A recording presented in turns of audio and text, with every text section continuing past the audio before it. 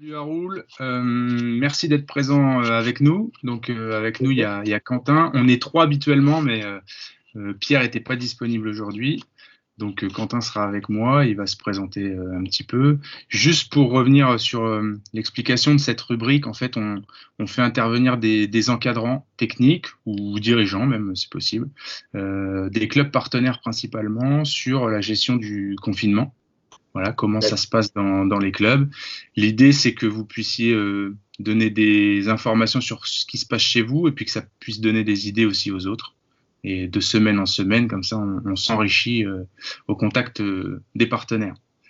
Donc voilà, c'est l'idée de la rubrique. On a quelques questions à te poser, Haroul.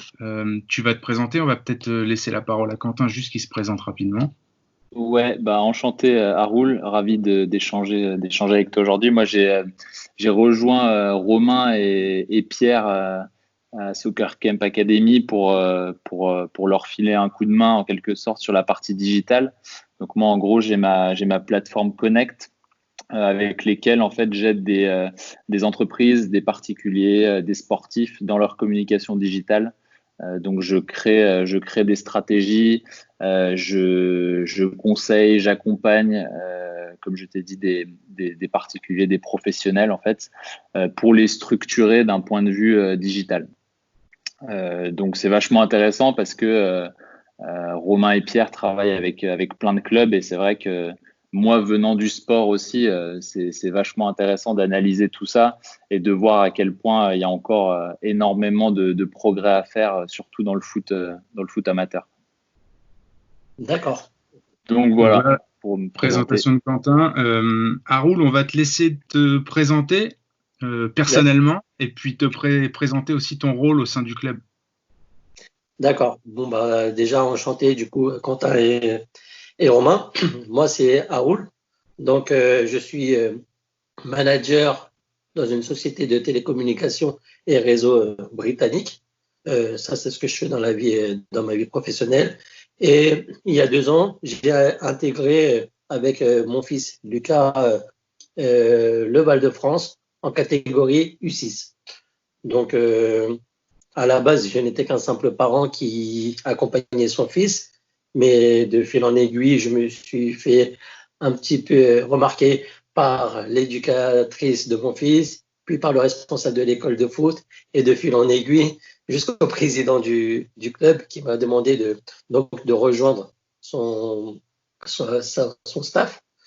Et donc, aujourd'hui, je suis coordinateur du foot réduit avec le responsable de l'école de foot, Mathieu Tsuprina, et je suis conseiller du président, Abdelghani Mansouri, au Val-de-France.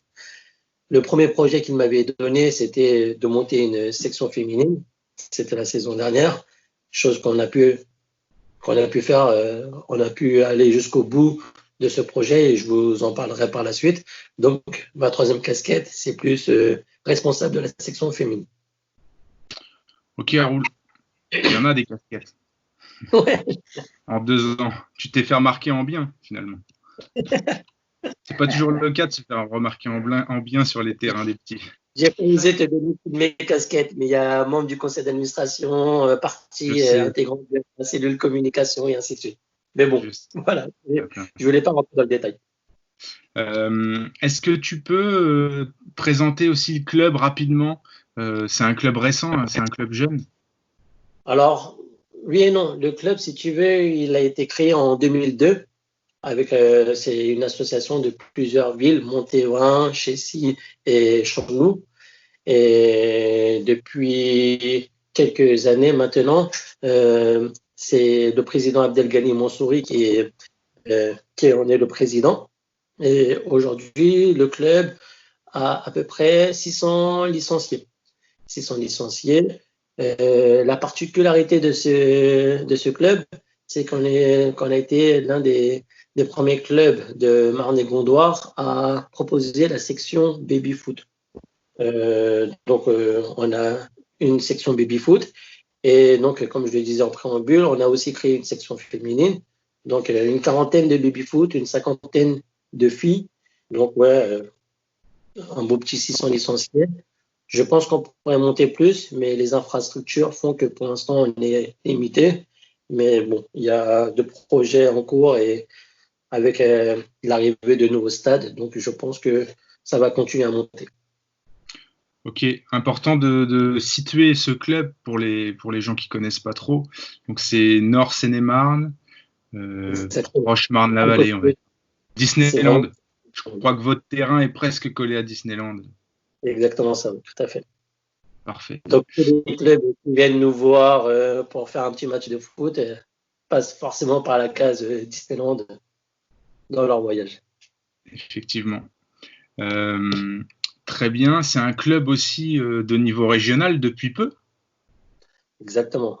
Grâce à notre équipe phare, les seniors qui sont montés en Régional 3 cette saison.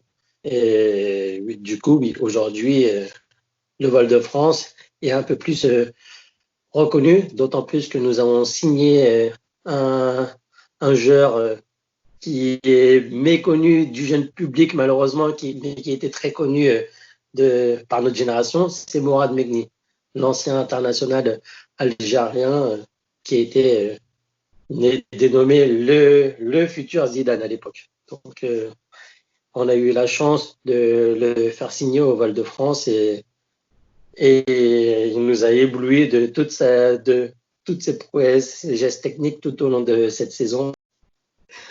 Et du coup, Haroul, quel impact il a eu sur le club justement, avec un petit peu de recul? Alors clairement, il a eu un gros impact mine de rien parce que faut savoir que il y a pas mal de médias qui ont demandé à faire des interviews sur lui, notamment RMC Sport. Il y a eu une émission consacrée à Mourad Megni qui a parlé, qui a été donc filmé et interviewé lors d'un match de régional au Val-de-France.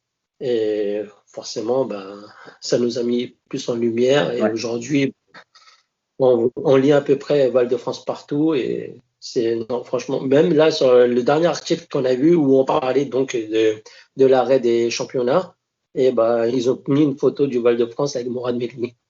Donc, okay. Non. Et d'ailleurs, en termes d'image, dans ce cadre-là, il n'y a pas que Mourad chez vous qui attire l'attention. Effectivement.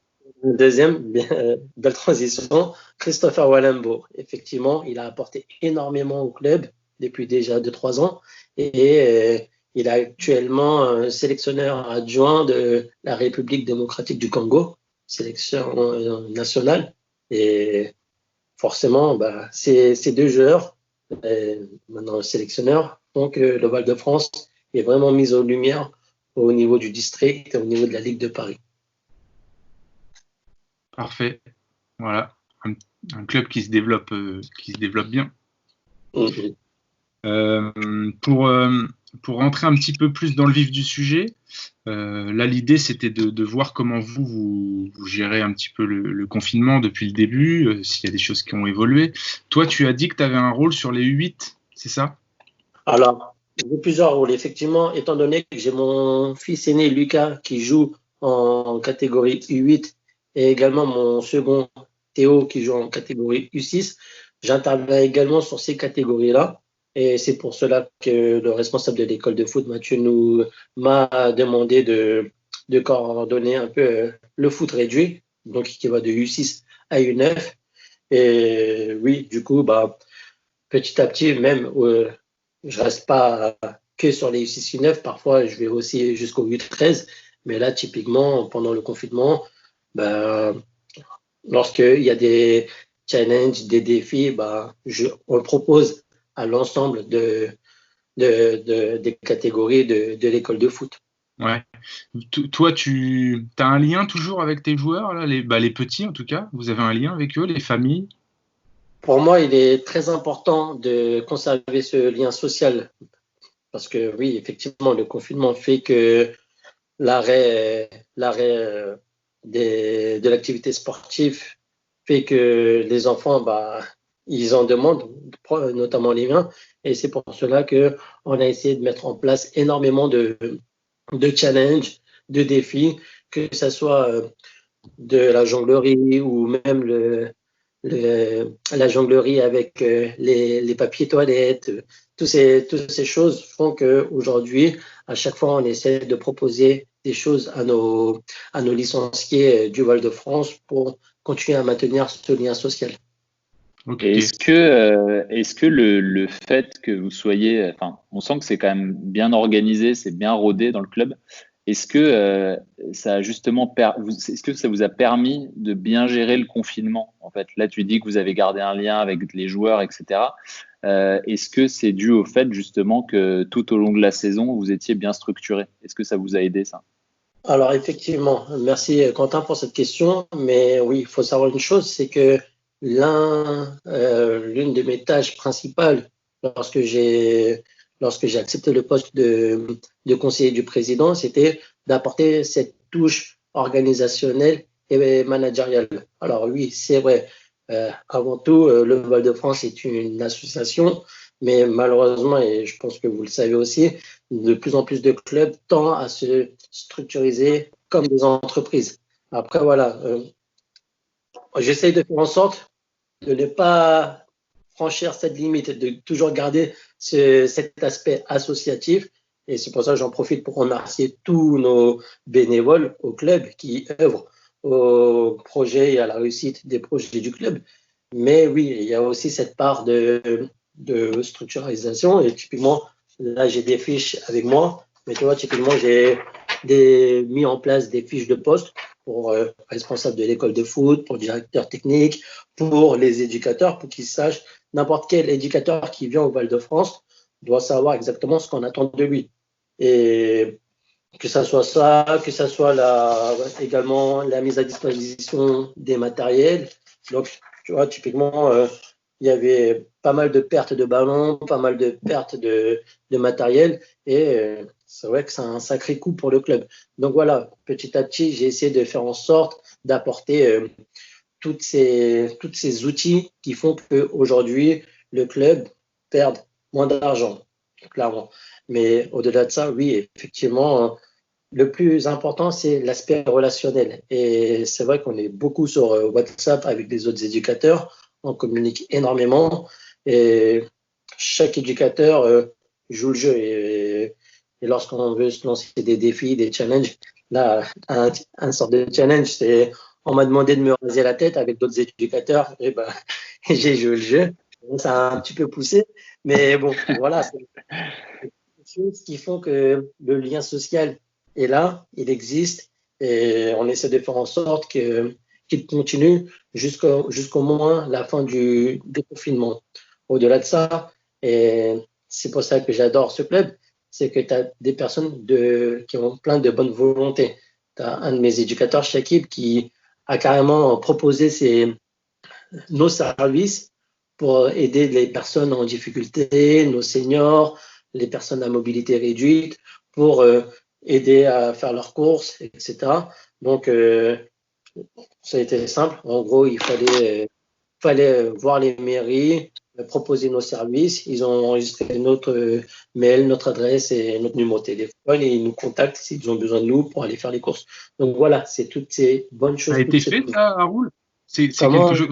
Vous avez proposé ça au sein de vos mairies, au sein de vos communes? Exactement, à nos 3 mairies qui sont donc Chessy, Montévrain et Chanteloup, on leur a proposé, ils ont enregistré nos coordonnées, et lorsqu'ils nous appellent, eh ben, on va les aider. En gros, voilà, ils nous mettent en contact avec les personnes qui sont à proximité de notre maison. Et s'il y en a un qui ne peut pas se déplacer, qui doit aller faire les courses, eh ben, ils nous appellent, et du coup, on prend leur liste de courses et on va faire les courses tout en respectant les gestes barrières. Bien sûr. Ça, c'est parti d'une initiative personnelle, ça? Exactement, de Shakib, un de nos éducateurs, et il m'a sollicité, il m'a dit, Haroul, ça serait bien qu'on mette ça en place. Puis après, voilà, je l'ai accompagné sur sa démarche, et aujourd'hui, c'est quelque chose qu'on a mis en place, et les mairies nous ont remerciés.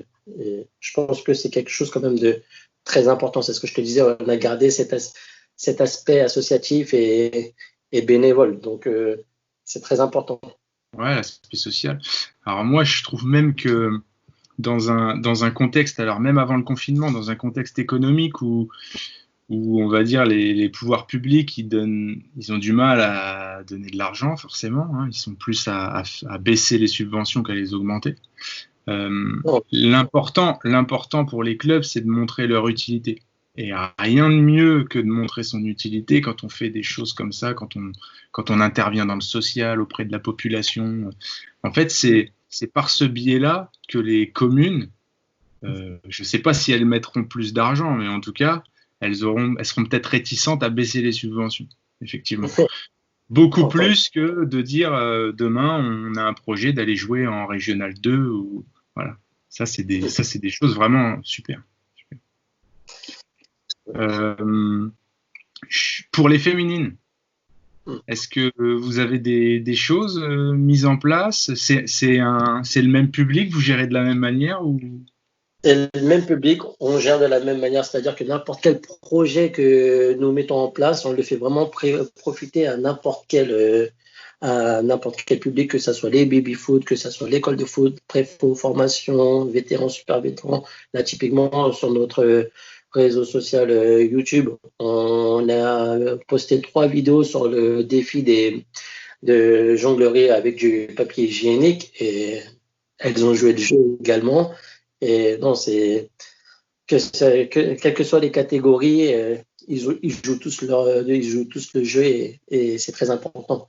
Même au-delà de ça, Romain, j'ai envie de te dire, moi, quand j'ai commencé ce rôle d'éducateur au Val-de-France, je m'en rappellerai toujours et je pense que c'est aujourd'hui, avec du recul, la clé de la réussite de n'importe quel éducateur dans le milieu sportif. C'est Mathieu, le responsable de l'école de foot, qui me l'avait dit, c'est qu'un éducateur doit savoir s'adapter à n'importe quelle situation. Et face au problème, il y a toujours une solution. Et donc, effectivement, là, le problème était de taille, c'est arrêt du foot, qu'est-ce qu'on fait?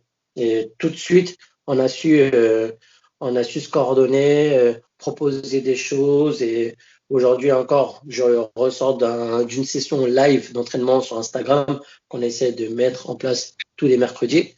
Et je remercie chaque éducateur qui joue le jeu, que ce soit Jordan, Tiffany, Marvin. Ils jouent tous le jeu et les enfants sont connectés.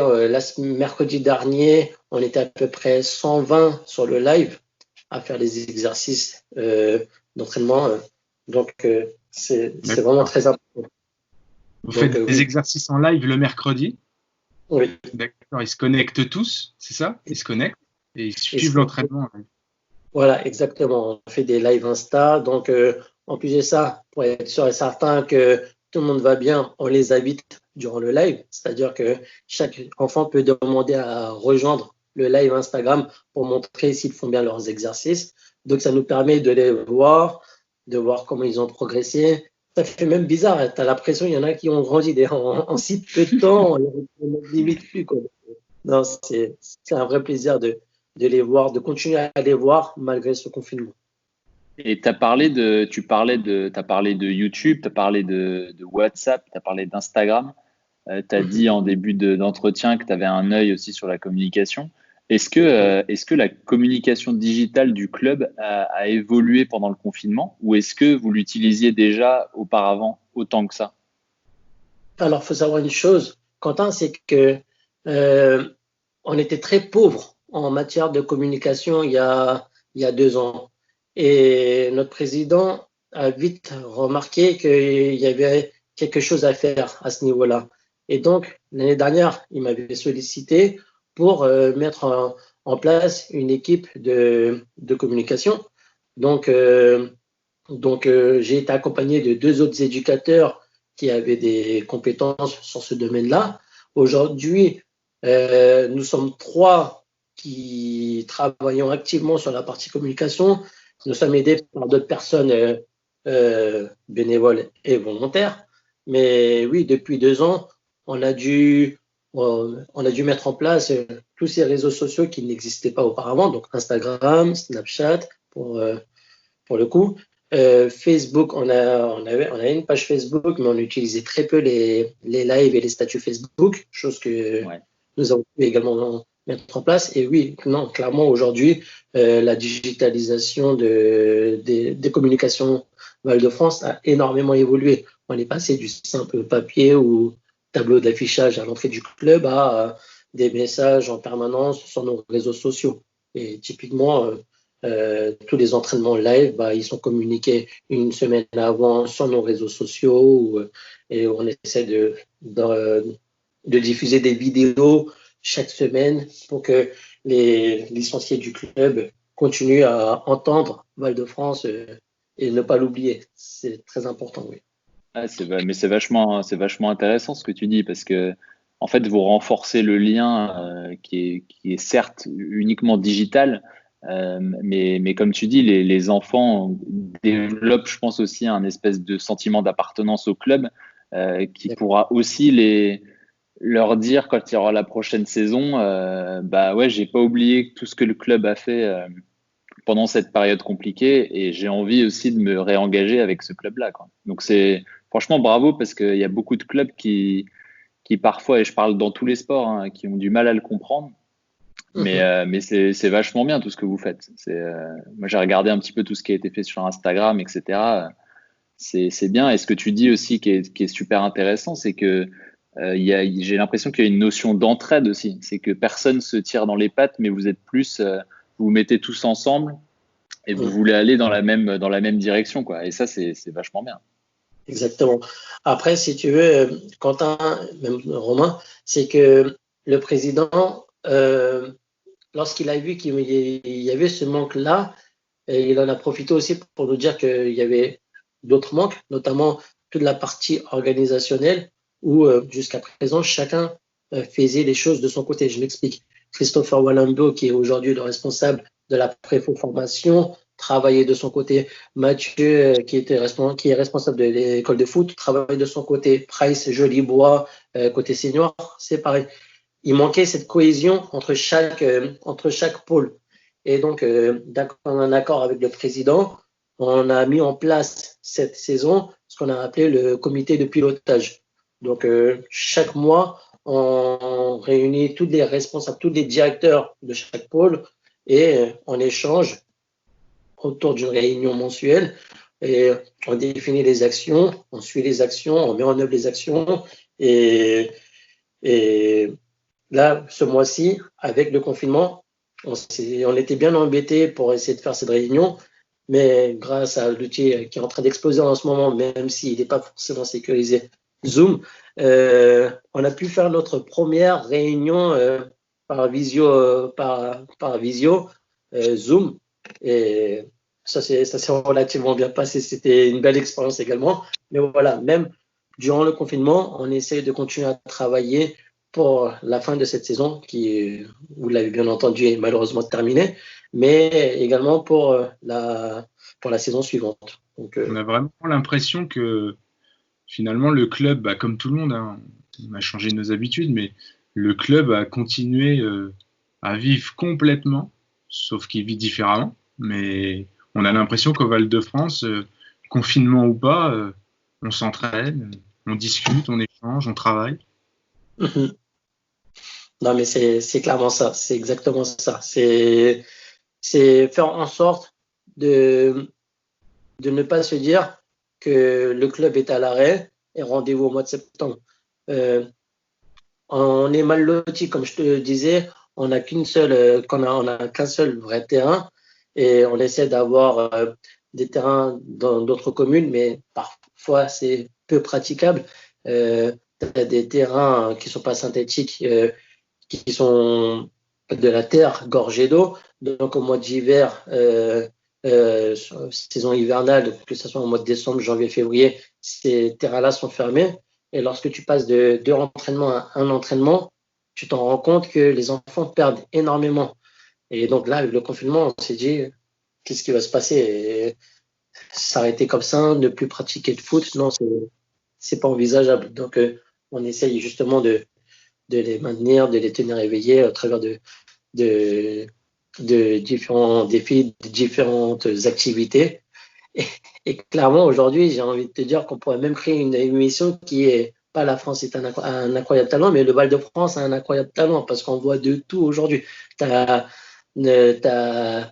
exemple, dans notre équipe de seniors féminine, tu as Elodie et Christina, alias Kiki et Chris, qui nous sortent des tubes, des interprétations revisitées à leur façon chaque semaine. Et elles nous font rigoler avec leurs vidéos. Tu as notre petit prodige de l'école de foot, Joshua NGFI, qui nous fait des tours du monde en jonglerie avec ses ballons. Tu as notre petit Pépito, Lucas Bergès, qui a 7 ans. Il a 7 ans, il nous fait plus de 100 jongles, des coups francs à la Juninho. Non, c'est incroyable. Tout le monde s'y met. Voilà, tout le monde s'y met. Est-ce que tu as la sensation, Raoul, que finalement, cette situation-là, elle peut... bon, elle est dramatique, hein, on l'entend bien, mais elle peut peut-être faire en sorte que, avec votre gestion incroyable, là, d'avoir renforcé quelque chose, peut-être, quand ça va repartir, peut-être qu'il y aura un socle plus important encore. Je pense, oui. On a martelé à chaque événement comme quoi on est... faut pas l'oublier, une association, que les personnes qui sont là bénévolement prennent de leur temps personnel pour faire en sorte que ce club se sente bien, ce club vit. Moi, le premier, tout ce que j'ai fait, je ne l'ai jamais caché à qui que ce soit de mon entourage, tout ce que je fais pour le club, tout le temps que j'investis pour ce club, je le fais avant tout pour mes 2 enfants, Lucas et Théo. Je veux que mes enfants se sentent bien dans un bon environnement. Et tant que je serai dans ce club, je ferai tout pour que tout se passe bien dans ce club. Bien sûr, tu ne peux pas plaire à tout le monde. Bien sûr parfois il y a des conflits. Mais voilà, c'est aussi notre rôle de gérer ces conflits-là, de faire en sorte que tout le monde se sente bien. Et puis voilà. Parfait. Après, alors là, on sait que ça ira pas au bout, forcément. Sur le déconfinement, on va peut-être pouvoir relancer des petites choses. Est-ce que vous avez prévu, vous, si ça repart, de refaire des séances, continuer sur le virtuel, sur les réseaux? Écoute, clairement, aujourd'hui, un de nos partenaires qui s'appelle Romain Corral nous a envoyé un lien sur justement le déconfinement et le rôle que pourraient jouer certaines associations durant ce déconfinement. Je te remercie, Romain, d'ailleurs, de nous l'avoir partagé. D'autres éducateurs l'ont vu et on a commencé à en discuter avec les membres du conseil d'administration. Et clairement, oui, c'est quelque chose sur lequel on va y aller, clairement. Pas forcément pour assainir notre budget. Non, c'est quelque chose qu'on a envie de faire aussi. Il y en a plein qui attendent avec impatience de reprendre le foot, des mordus parmi nos éducateurs, des mordus de foot qui attendent plus que ça. Donc, oui, le déconfinement, oui, c'est clairement, on l'attend avec impatience pour justement mettre à contribution toute l'aide que le Val-de-France pourrait apporter, que ce soit aux écoles ou même auprès de la mairie. Ouais, c'est ça, pour ceux qui connaissent pas, c'est un article qui est paru aujourd'hui ou hier, comme quoi le gouvernement réfléchirait à mettre à disposition les associations sportives dans les communes pour gérer le décloisonnement des scolaires, en fait. Vu qu'ils veulent pas plus de 15 enfants par classe, eh bien, les associations seraient mises à contribution avec des éducateurs sportifs pour pouvoir décloisonner les classes et limiter le nombre d'enfants par classe. Mais au lieu d'être chez eux, eh bien, ils seraient peut-être dehors en train de faire du sport. Et donc là, si ça partait comme ça, il y aurait des fonds de débloquer pour aider les associations qui mettent à disposition du personnel. Et donc ça pourrait être une bonne chose pour les clubs, une bonne chose pour tout le monde, en fait. Ça serait pas mal. Donc à suivre. Juste, alors je ne sais pas si tu sais comment ça se passait sur l'équipe senior, mais c'est votre seule équipe au niveau régional. Exactement. Comment le coach Price, il a géré jusqu'au moment où, tout le temps qu'on ne savait pas ce qu'il allait se passer en fait. Le championnat pouvait reprendre à tout moment. Est-ce que lui, il a réussi à garder ses joueurs mobilisés? Exactement, ouais. Tout à fait. Donc, grâce, comme on le disait précédemment, aux réseaux sociaux que ce soit WhatsApp ou Instagram. Effectivement, donc lorsqu'il y avait ces défis mis en place, donc Price demandait également à ses joueurs de le faire.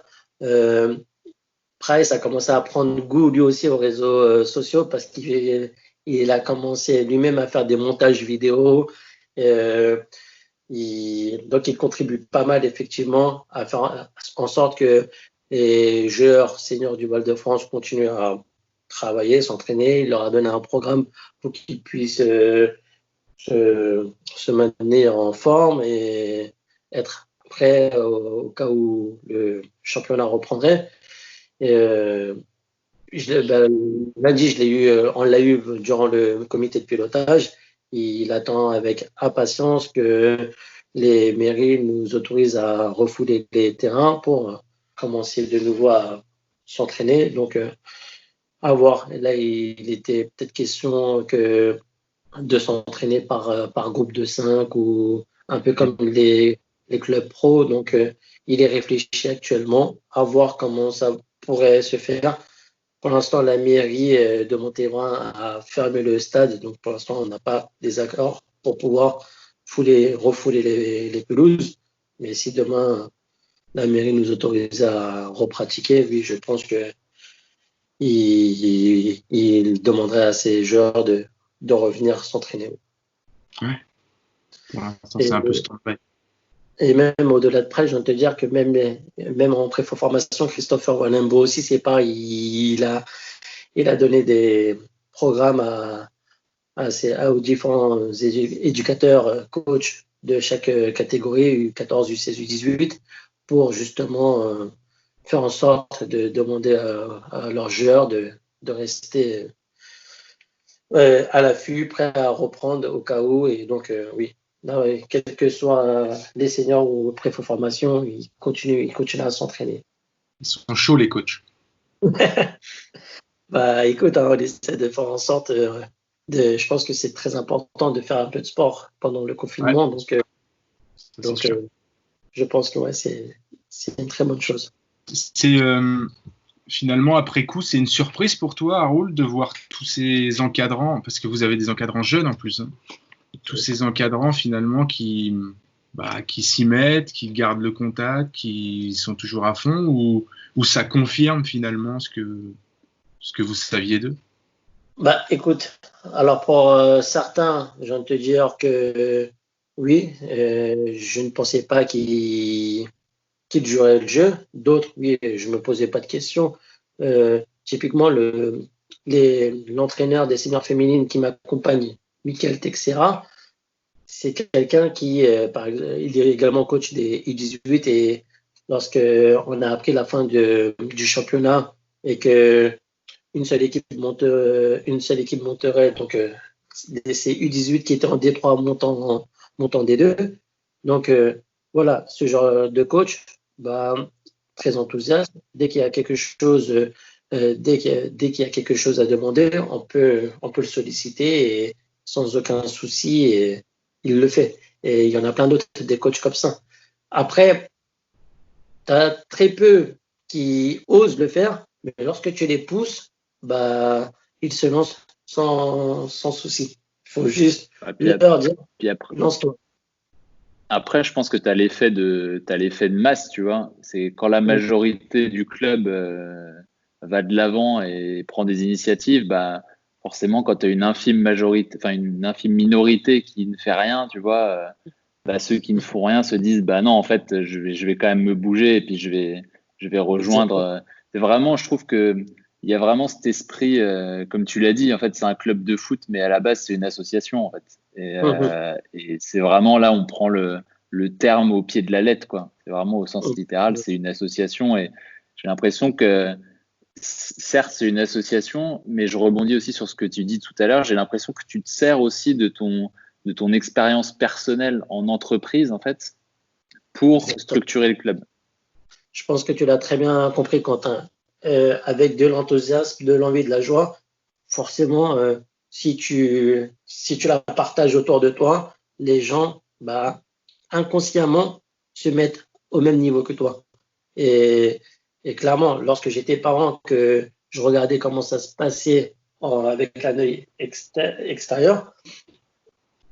On avait un éducateur, sans citer son nom, et d'ailleurs aujourd'hui il n'est plus éducateur parce qu'il savait que c'était pas forcément pour lui, qui était mou, qui ne donnait pas d'envie. Donc très vite le responsable de l'école de foot a compris que c'était un mauvais casting.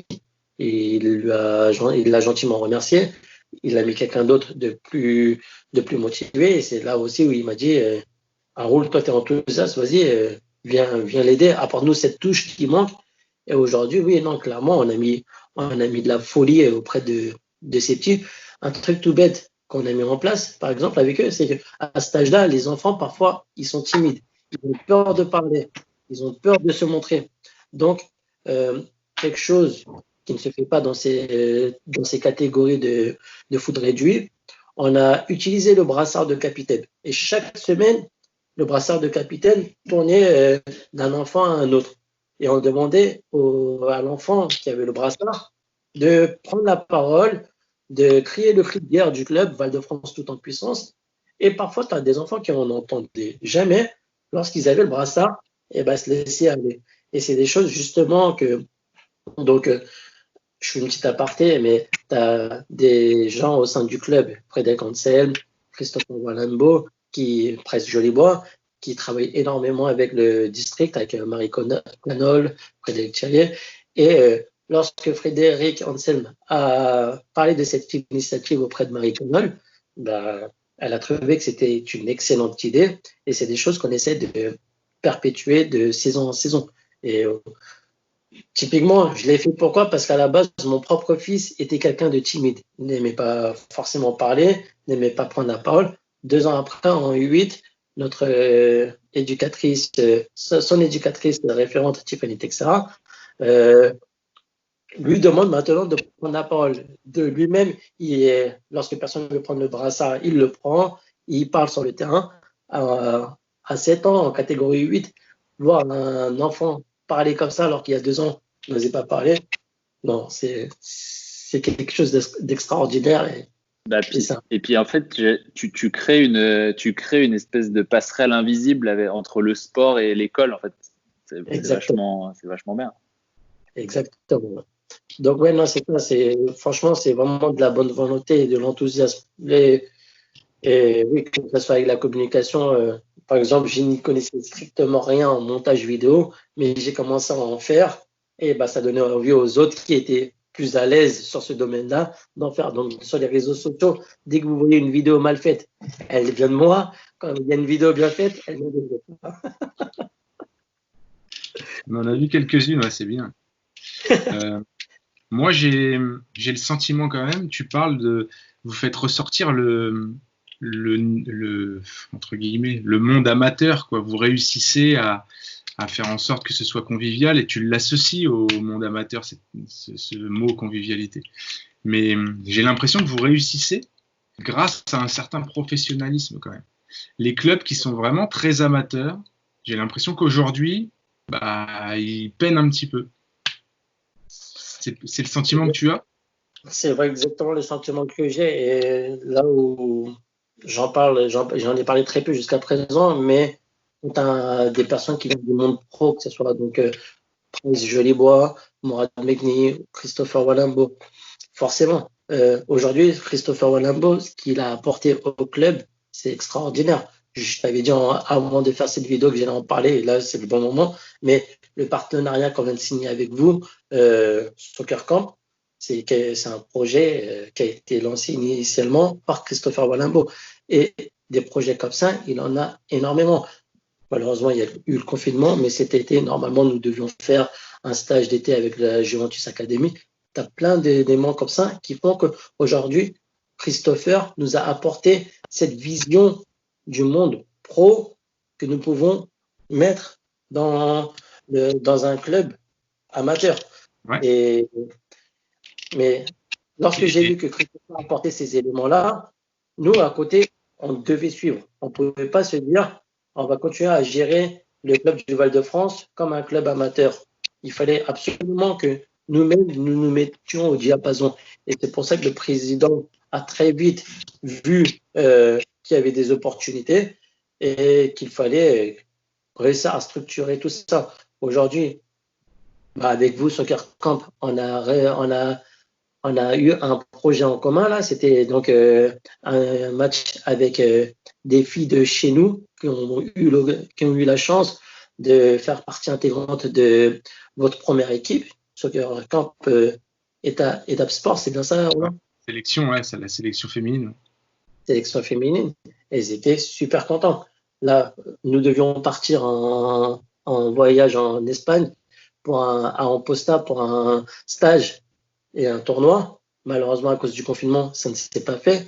Mais voilà, c'est des choses extraordinaires. Avant, jamais on n'y aurait pensé. Aujourd'hui, parce qu'on tend vers cette structure plus ou moins de plus en plus ressemblante à une entreprise, qui font qu'on doit être en mesure, en capacité de proposer des prestations de qualité à nos licenciés du Val-de-France. Et est-ce que c'est pas justement est-ce que ce professionnalisme, c'est pas ça qui attire aussi les bénévoles? Je pense qu'il y a de ça aussi. Est-ce qu'ils ne trouvent pas aussi un intérêt à être aux côtés de garçons comme Christopher Walembo, d'être à côté de garçons qui, voilà, un coordinateur qui est un vrai manager dans la vie? Est-ce que c'est pas ça qui peut attirer aussi les bénévoles? Exactement. Là, clairement, tu as quelques enfants, lorsque je discute avec les parents, ils m'ont dit, vous savez pourquoi j'ai ramené mon fils au Val-de-France? Parce qu'il y a Morad Mekni dans l'équipe. Et c'est juste quelque chose d'extraordinaire. Et le fait qu'il m'ait dit ça, derrière, ce qui s'est passé lors d'un match des seniors, pour faire en sorte qu'il y ait ce lien entre école de foot, pré-formation et seniors, nous avions fait une com pour que les enfants viennent encourager les seniors. Et à la fin du match, soldé par une victoire du Val-de-France, et ben, tous les enfants sont venus chanter dans le vestiaire, ont pris des photos avec des joueurs seniors, ont pu voir et discuter avec Morad Mekni. Donc oui, non, clairement, oui, que ce soit Morad ou que ce soit Christopher Walembo, ce sont aujourd'hui des personnes très importantes pour notre club de foot. Ça, c'est sûr. Super. Quentin, tu as encore 2-3 questions ou... Non, écoute, moi, je trouve que c'était vachement intéressant comme échange. Je voulais aborder un petit sujet, le sujet un petit peu ennuyeux, mais est-ce qu'au niveau des finances, le confinement peut atteindre le club pour la saison prochaine? Est-ce que tu penses que... Eh ben, clairement, effectivement, lorsqu'on a fait notre réunion de copil, on a voulu faire un petit point sur l'aspect financier du club. Et c'est vrai qu'aujourd'hui, il y a un vrai manque à gagner du fait qu'on n'ait pas pu faire nos tournois du club, qu'on n'ait pas pu faire les stages du club. On avait prévu énormément d'événements, que ce soit des lotos, des tambolas, une soirée dansante, une soirée couscous paella. Voilà, tous ces événements que nous avions planifiés et prévus de faire, malheureusement, n'ont pas pu se faire. Donc, d'un côté, il y a ce manque à gagner. De l'autre côté, les différents sponsors, je peux le comprendre parfaitement, qui ont dû se raviser ou donner moins que ce qu'ils avaient prévu de donner, voire pas du tout. Et même, on est déjà sur la prochaine saison. Est-ce que les sponsors avaient donné en ce début de saison ne sont pas forcément aptes à refaire ce même don, ce même geste la saison prochaine? Donc tout ça fait qu'aujourd'hui, oui, il y a un manque à gagner. Et du coup, il va falloir qu'on trouve des solutions de nouveau. Donc, on a plusieurs projets à l'étude et on va voir comment on va pouvoir s'en sortir. Ouais, vous allez devoir innover là, parce que c'est sûr que ça va être dur d'aller toquer à la porte des entreprises à la rentrée là, pour leur dire on a besoin d'argent, parce que je pense que tout le monde va être dans la même situation. Effectivement. Après, voilà, on a déjà des premières pistes. On sait qu'on peut encore augmenter la capacité des enfants dans la section baby-foot. Il faut savoir une chose, c'est que sur la section féminine qu'on a créée cette année, le président Ghani avait à cœur d'offrir la licence à toutes les filles qui allaient pratiquer le sport cette première saison. Donc là, on va arriver sur notre deuxième saison. Donc tout l'argent qu'on n'a pas pu faire cette saison avec les filles, c'est du budget qu'on va avoir en plus la saison prochaine. Donc voilà, on commence d'ores et déjà à voir comment on va faire pour s'en sortir. Là, le fait que tu nous aies aussi parlé des aides que pourrait nous faire l'État fait qu'on est en train d'étudier également ces pistes-là. Mais pour l'instant, oui, le travail est en cours. Le travail est en cours par les membres du bureau, le trésorier et le président. Très bien. Très bien, Raoul. Quentin, si tu n'as pas d'autres questions. Non, j'ai pas d'autres questions, mais je trouve que ça peut vraiment, tout ce que tu viens de raconter, Raoul, je pense que c'est un exemple pour plein de clubs. Donc, ouais, j'ai hâte que d'autres clubs voient cette vidéo aussi et essayent de trouver des solutions et surtout essayent finalement, je pense que le résumé, c'est d'être ensemble, en fait, comme un club, le reste de la saison, quoi. Comme vous l'étiez au début de la saison et comme d'autres clubs le sont aussi. Donc non, c'est bien garder le côté associatif en tête, quoi. Et puis, on a la chance, mine de rien, d'évoluer dans un milieu très populaire qui est le football. Je suis parti au Brésil cet été avec mes 2 enfants. Il n'y a même pas de barrière de la langue. Et dès que mes enfants étaient avec un ballon, les petits Brésiliens sur les plages de Copacabana leur demandaient de venir jouer avec eux. Même les adultes ont demandé à mes enfants de venir jouer. C'est des super moments et des moments inoubliables. Et c'est pour ça que si je peux conseiller quelque chose à n'importe quel club qui regarderait cette vidéo, c'est le foot, c'est pour tout le monde, que ce soit des bébés, que ce soit pour les féminines. Donc, ouvrez la pratique du sport à toute cette population qui ne demande que ça, de toucher au ballon. Moi, si je peux rapidement témoigner sur cette première saison des seniors féminines, c'est une superbe expérience. Alors oui, le monde féminin n'est pas pareil que le monde masculin. Certes, dans le monde masculin, faire la demande, il y aura toujours de la demande, alors que dans le monde féminin, c'est beaucoup plus compliqué. Mais si on insiste, elle se prête au jeu et après, elle commence à adorer la pratique. Donc, non, clairement, il faut y aller et puis voilà. C'est important en tout cas. C'est important que ce club, que les clubs ouvrent la pratique à n'importe qui. Message plein d'espoir d'Haroul ce soir. Tout à fait. C'est bien, il faut garder la pêche. Il faut garder la pêche dans ces moments-là. Il y en a beaucoup qui s'effondrent un petit peu malheureusement. Ça fait du bien d'entendre des gens aussi qui sont pas abasourdis et puis qui regorgent d'ingéniosité, de volonté de créer des choses. C'est super. Mais c'est ça, Romain. Ouais. Tu sais, les gens, ils y croient pas quand notre directeur technique, c'est Alexis Aldehuelo, notre directeur technique, qui a dit et pourquoi on se lancerait pas sur le baby-foot? Personne n'y croyait. Personne n'y croyait. Première saison, donc c'était l'année dernière, il y avait mon fils Théo qui était donc en moyenne section, donc qui était en baby-foot. On était une vingtaine.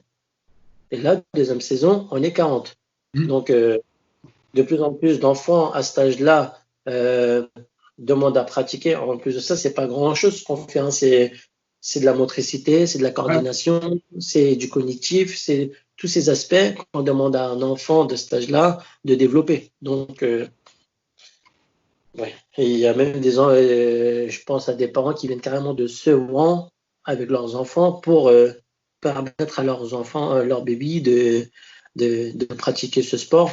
Donc, oui, donc clairement, ça dépend vraiment de la bonne volonté de chacun. Voilà, ça sera le mot de la fin, la volonté. Yes. Et j'espère vraiment qu'on va avoir énormément de projets avec vous.